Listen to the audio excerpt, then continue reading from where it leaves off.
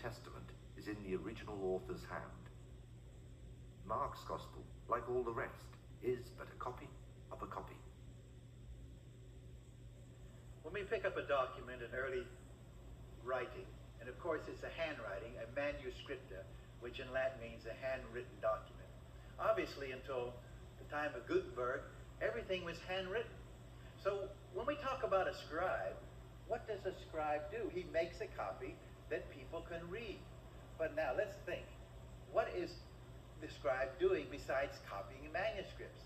He's deciding which ones to copy. And he's deciding not only which ones to copy, but which one to copy. And now that's pretty important. Because if he talks down Mark, you say, well, he has Mark, and here's a copy of Mark. Mark is Mark. Oh, no.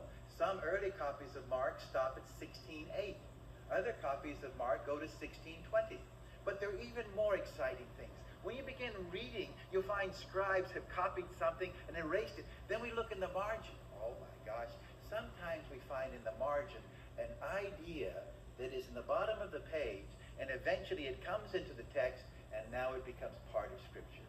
So scribes are adding and even deleting to what we call holy writing. Mark himself is an enigma, his gospel even more so. It's full of secrets, and it even ends mysteriously.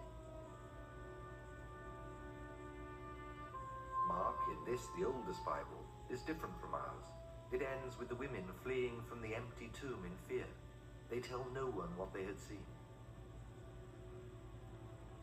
Most people, when they read that, find it rather shocking that the women didn't tell anybody. How could they not tell anybody?